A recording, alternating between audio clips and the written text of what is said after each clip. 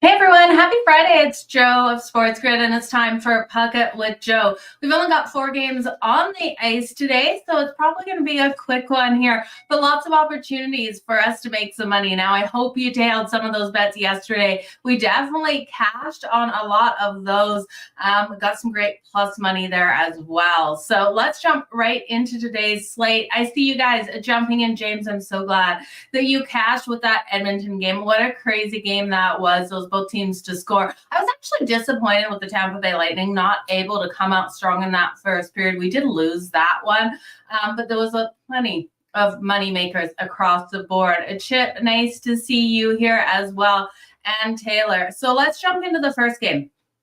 We're going to look at the Philadelphia Flyers taking on the Detroit Red Wings. Now, lots of teams on back-to-backs tonight. We know the Philadelphia Flyers come into this one on that back-to-back. Now, looking at current odds, and all odds, like you guys know, are over on FanDuel. You're looking at the Philadelphia Flyers coming in at plus 112. The Detroit Red Wings at home in this one. This team's been absolutely struggling, coming in at minus 134. Total of 6.5. Now that 6.5 plus 100 to the over. If you're looking at the under at minus 122, I got a feeling, even though we've seen these two teams play already in December where the Flyers got a 1-0 win, that we could see a couple more goals in this one. I do have faith in Carter Hart, though, so really hard for me to make a play on this total.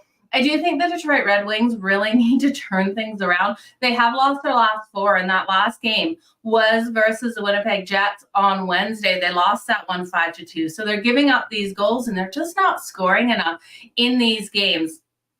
James Reimer confirmed, though, tonight. I do have a little bit of faith in James Reimer here. He's got a 2.87 goals against average and a .903 save percentage. Now, Carter Hart by far the better goalie, but you look at this Flyers team, and I do think they're off that loss last night on the back-to-back. This is an opportunity for the Detroit Red Wings to really turn things around. Now, they've got this game today, and this is the first night of a back-to-back for them. They will face the Devils tomorrow on the road. So they desperately need this win. This team is sitting 8-6-3 at home this season and 15-13-4 straight out. They can't afford to go into the Christmas couple day break here with two more losses. So I do think they can get it back on track tonight. You're looking at them on the money line once again, minus 134. So it's getting a little juicy. I don't absolutely love the value that you're getting on that. So it's a hard one. But I do think if you look at Patrick Kane, he's really looking as a solid part of this team now since joining them. So I do think between him and Alex DeBrincat, you can get one of them for those points tonight, those anytime goals as well. Okay. It is tricky, though, because the Flyers have won 7 of the last 10 meetings, and the last 4 straight, including that one on December 16th, which was a low-scoring win. Let's look at the next game here. We have the Edmonton Oilers taking on the New York Rangers. Now, the New York Rangers, the favorite at home at minus 120. We have the Edmonton Oilers up plus 100. Total 6.5, and of course, we're laying juice on the over 6.5 at minus 134. Plus 110 to the under if you think we're going to have a defensive battle. Now, I think Edmonton's going to struggle to score on this game. We have Jonathan Quick in goal, and well, it's not Igor. Jonathan Quick, he was a goalie I didn't trust last season with the LA Kings, and I'm really having faith in him out with the New York Rangers. The Rangers are giving that support to him as well. They're holding opponents to 29.8 shots on goal per game, and they have a really strong kill at 85.3.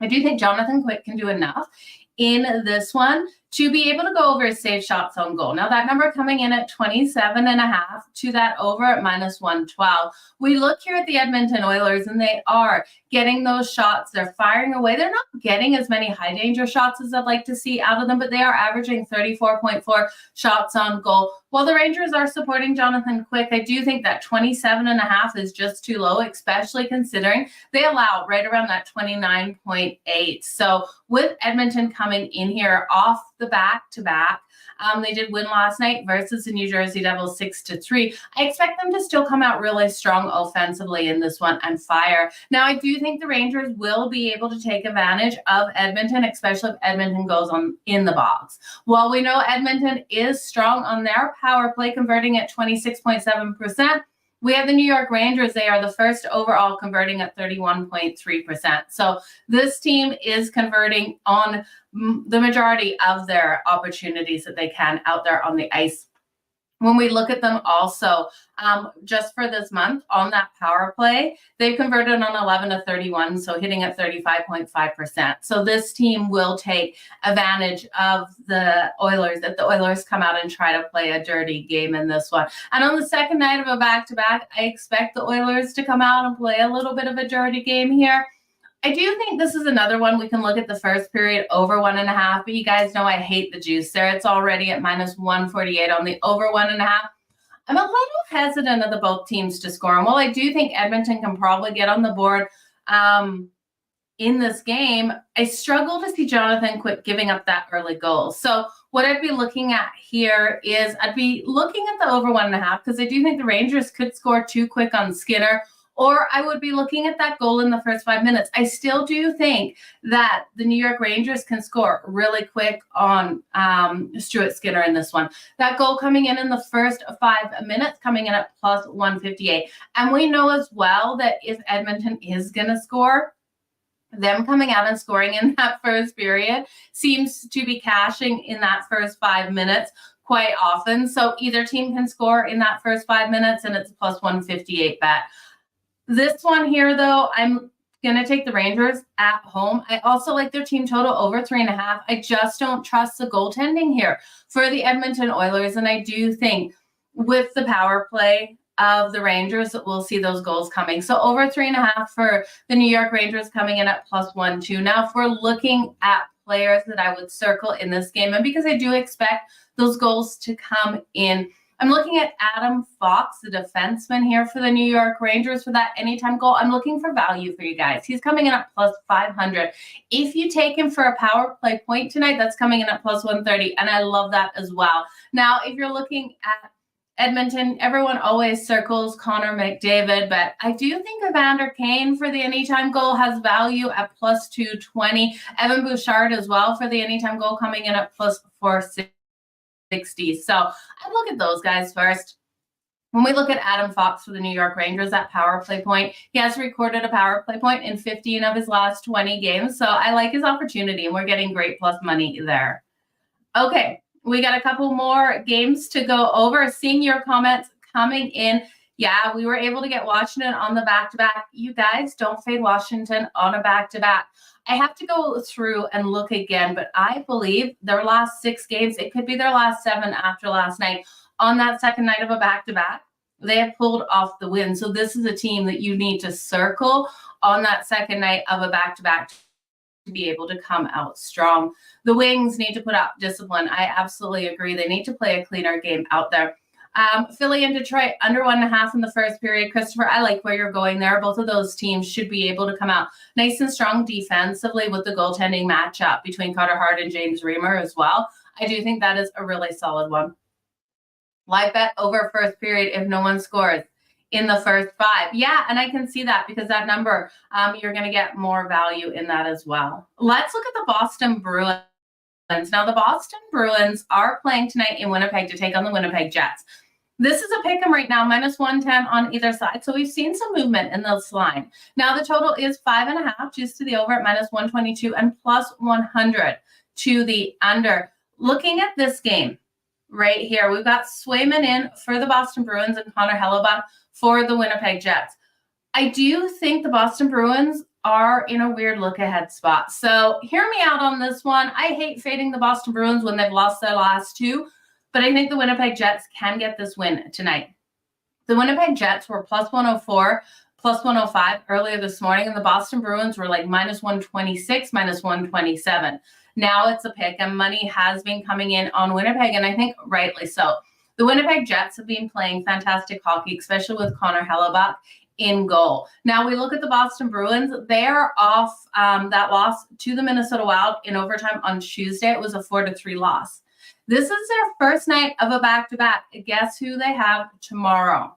They play the Minnesota Wild tomorrow. I think this one is a look ahead here. I think they look past Winnipeg and the Winnipeg Jets with how strong they've been playing. They're sitting 10-5-2 at home should be able to get this win at minus 110. If you didn't get it earlier, I still do think it's a solid way to go. I love the under 1.5 in that first period. That's coming in at minus 118. I think both of these teams lock down defensively in this. That's going to be key for the Winnipeg Jets to be able to get this win. And now you look at Boston, though. Boston is a team that was really limiting opponents' ability to get those shots. They're allowing these shots to come in as of late. They're allowing on average 32.2 shots on goal. Now, goaltending has been so phenomenally strong, so that is why their goals against average is still sitting at 2.57. But we look at the Winnipeg Jets here, their defense really stepping up, and while they don't have that strong of a kill, especially compared to Boston, who's rolling in here at 87.5%, you look at the Winnipeg Jets, they're holding opponents to only 28.9 shots on goal.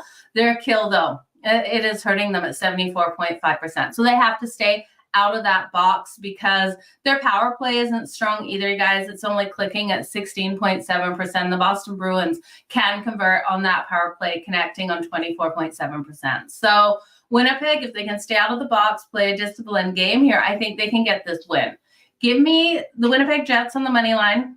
Give me the under 1.5 in the first period. And then also the no goal in the first 10 minutes. We held our breath the other night with this bet. It's stressful taking the no goal in the first 10 minutes because we know sometimes these goalies can be hit quick. But between Swayman and Connor Hellebuyck, I don't see it happening. I think if we do see a goal, it comes in late in this first period. So it's a plus 106 for no goal in the first 10 minutes. Yeah, and the Bruins giving up a lot. So Josh Morrissey here, really interesting to look at. For the Winnipeg Jets, you can take him for 3+ shots on goal. It's coming in at minus 102. I do like Josh Morrissey to be able to go over this number. He's gone over it in 3 of his last 4 games versus the Boston Bruins. So I think it's definitely a strong way to look. Now, the Boston Bruins have won 7 of the last 10 matchups in the last 6 straight. So this is a really hard spot, especially because it's the Boston Bruins off 2 losses to fade them. So I caution you a little bit with this, but I do think the Winnipeg Jets have every opportunity to get this win. Special teams is their weakness, so they cannot get in that box. Okay, let's look at the last game here on board. You're looking at the money line. Disrespectful line for the Winnipeg Jets. I think so, right? Like, this just doesn't look good. Let's get this money today, you guys. The Montreal Canadiens, they lost last night. That killed me. I had a lot of money on Montreal to get the win. That one went to overtime and they lost to the stupid Minnesota Wild. I really thought this team would be able to come out and just dominate last night's matchup. And, you know, they went down. And this is what Montreal does. They go down in that first period and they're able to normally try to be able to fight back. And they tried to fight back. They pushed it to overtime. Now they're playing the Chicago Blackhawks tonight. We have minus 105 here for the Montreal Canadiens, minus 114 for the Chicago Blackhawks, total 6.5. 6.5, surprisingly, juiced to the under at minus 140, plus 112 to that over. I really do think, even though these teams trend to that under when they play each other, both of these teams can find the back of the net on each other. We have Permeau confirmed in goal for Montreal. He's got a 3.4 goals against average, a .902 save percentage, and Peter Mrazek confirmed here for Chicago. Now, he's got a 3.04 and a save percentage of .909. Now, the defenses are just letting both of these teams down, allowing these shots to come in on goal. So I do expect a 4-3 style game instead of the 3-2 game that we saw between these two teams back in October. I think Connor Bedard, you look at his shots on goal in this one, his shots on goal, 4+ shots on goal is coming in at minus 102. And I've got to take Montreal to win. I know they're on that back-to-back, but I do think Montreal is the better team out there. We've talked about all the playmakers on this team, the young, fast talent. And while the Chicago Blackhawks have Connor Bedard, you look at who's around him now. We know Hall's out. Corey Perry has left this team. There's just not the playmakers around Connor Bedard for me to be able to support this team to be able to get the win over Montreal with Shane Monahan, Nick Suzuki, Cole Caulfield. We also have Mike Matheson here. I like him to come out tonight and score. Now, he, for the anytime goal, plus 550. He's got 5 goals and 18 assists. You guys know I'm always looking for value. He had 2 assists last night and 3 shots on goal. I was really impressed with what we saw out of him in that game. Those shots he had were beautiful, and I do think if he comes out firing like we saw last night, that plus 550 for the anytime goal, it is worth definitely a little sprinkle. Now, I have more confidence in Shane Monahan, even Cole Caulfield to come out and get those goals, but Nick Suzuki as well. 3+ shots on goal tonight. That's coming in at plus 134 right now on FanDuel, you guys. Nick Suzuki has been averaging right around 3 shots on goal per game. So this number is coming in right on his average. We look at the Chicago Blackhawks. This team is allowing 32.5 shots per game, and Nick Suzuki has been firing. So I do think that's another way to look at it. But like I said, I do think this one goes over the total. It's Montreal to win. Those are the 4 games, you guys. Chicago on rest. You know, they are rested, but I don't think they're a better team than Montreal. I think Montreal is the better team. Good draw potential. Yeah, Chicago and Montreal could go to overtime. That is for sure. Monahan is playing hard and fast. You're absolutely right. I'm glad you're leaning to the Habs with me. You guys, it is going to be a great day out there on the ice. Plenty of opportunities to make some money. I love you guys are taking those draws. I love the plus money on overtime. I could also see, and someone threw this out on my Twitter. I can see his profile. The name's drawing a blank. He suggested that Boston and the Winnipeg Jets go to overtime. I absolutely could see that one going to overtime as well. We know Boston doesn't want to take that 3rd L in a row, but I do think Winnipeg could be able to at least push it to overtime, maybe not get the win in OT. Well, they're on home ice, and Connor Hellebuck's playing a hell of a game. So I'm going to stick with the Winnipeg Jets, but I do think that one has the opportunity. That's it, you guys. Cooking today. Yeah, I've been cooking cookies today. So I got a whole bunch of cookies waiting to go in the oven. My house smells like peanut butter cookies, chocolate chip cookies. I'm making cinnamon cookies.